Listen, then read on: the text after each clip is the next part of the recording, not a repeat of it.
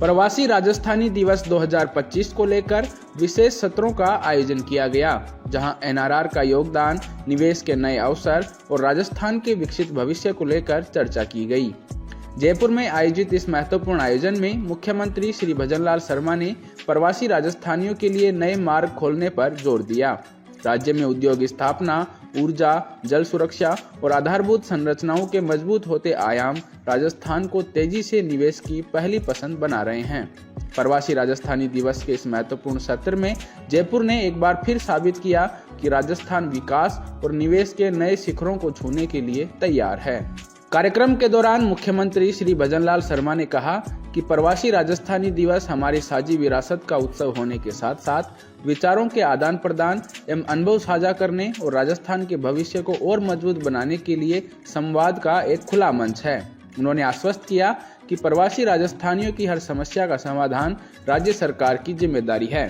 श्री शर्मा ने प्रवासी समुदाय की आवश्यकताओं को ध्यान में रखते हुए राष्ट्रीय एवं अंतर्राष्ट्रीय प्रवासी राजस्थानी मामले विभाग का गठन किया है। सभी जिलों में प्रवासियों के सहयोग के लिए अधिकारियों को नोडल बनाया गया है। साथ ही राज्य सरकार ने एनआरआर के लिए एक डैशबोर्ड का निर्माण किया है। आपकी कोई भी समस्या होगी, उसका समाधान हमारी सरकार की जिम्मेदारी है। ये शायद पहली बार किसी प्रदेश में आप देख रहे होंगे कि प्रदेश के किसी भी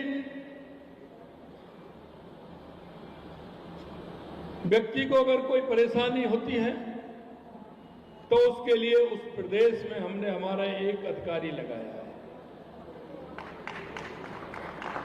अगर किसी देश की भी है तो वहां भी हमने एक अधिकारी लगाया है।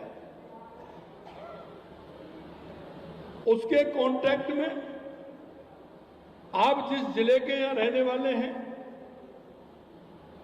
उसमें भी हमने एक एडीएम को स्पेसिफिक आदेश करके कहा है कि आपको प्रवासी भाइयों की बात सुननी है। उसके लिए भी हमने एक चार्ज उसको दिया है, जिससे वहां आपको उस जिले में किसी प्रकार की कोई परेशानी नहीं है। कई लोगों ने कहा हमारी मकान, हमारी दुकान, हमारी जमीन, उसका क्या होगा? मैंने कहा उनसे अगर आप देकर के आए तो वो आपकी मर्जी है। अगर आप देकर के नहीं आए हैं और जबरदस्ती अगर किसी ने उसको काम में ले रहा है या आपकी बिना अनुमति के कर रहा है तो वो जिम्मेदारी हमारी है। आप चिंता मत करिए, उसको सरकार पूरी तरह से सुरक्षा करेगी।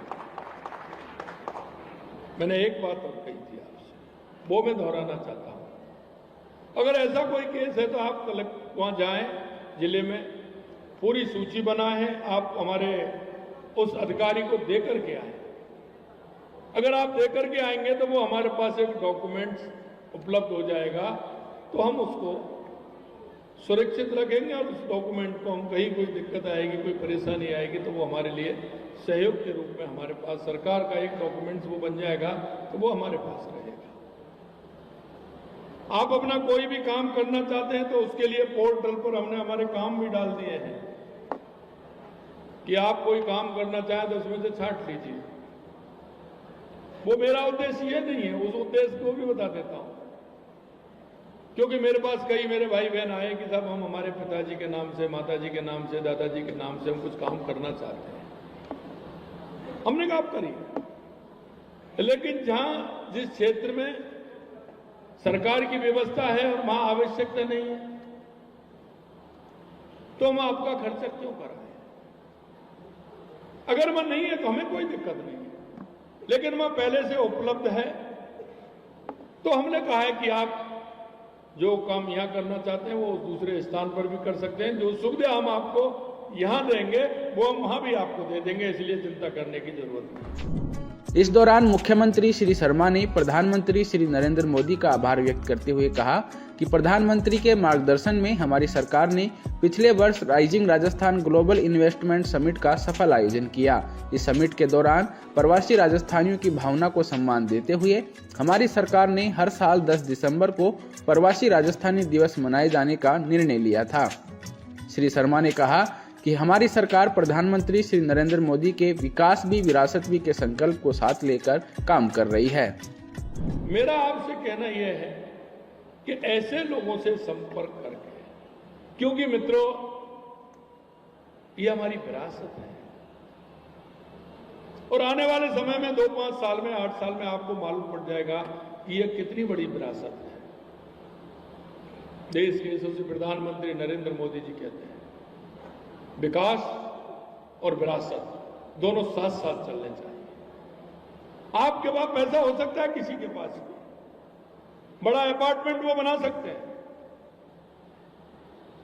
बड़ा घर बना सकते हैं, लेकिन हवेली नहीं बना सकते, हवेली नहीं बना सकते। इसलिए मैं आपसे कहना चाहता हूं कि उस विरासत को सजो के हमें रखना है और सजो करके उस विरासत को हमें हमारे आने वाली पीढ़ी को वो देखेंगे कि हमारे पूर्वजों के किस तरह के सपने थे। मैं धन्यवाद देना चाहता हूं देश के यशस्वी प्रधानमंत्री नरेंद्र मोदी जी को कि उन्होंने पहले साल में ही राइजिंग राजस्थान किया और पहले ही साल में मुझे मेरे प्रवासी राजस्थानी भाइयों की ताकत का मालूम पड़ा।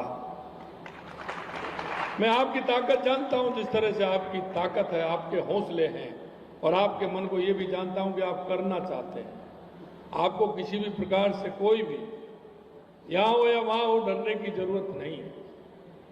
केंद्र में हमारी सरकार है, राज्य में हमारी सरकार है, पूरी तरह से हमारा सहयोग हमारे प्रवासी राजस्थानी भाइयों को हम करेंगे। जहां भी होंगे आपको इसीलिए पोर्टल खोला है कि किसी भी तरह की दिक्कत होगी उसको हम पूरा करेंगे और हमारी कोशिश रहेगी कि हमारा कोई भी भाई किसी भी तरह की परेशानी में नहीं रहे। कार्यक्रम के दौरान प्रवासी राजस्थानियों के लिए विशेष एनआरआर पॉलिसी 2025 और राजस्थान डेवलपमेंट सपोर्ट पोर्टल का भी शुभारंभ किया गया। इस डिजिटल प्लेटफॉर्म के माध्यम से दुनिया के विभिन्न देशों में बसे प्रवासी राजस्थानियों को राज्य के विकास कार्यों से सीधे जुड़ने का सशक्त माध्यम उपलब्ध हो सकेगा।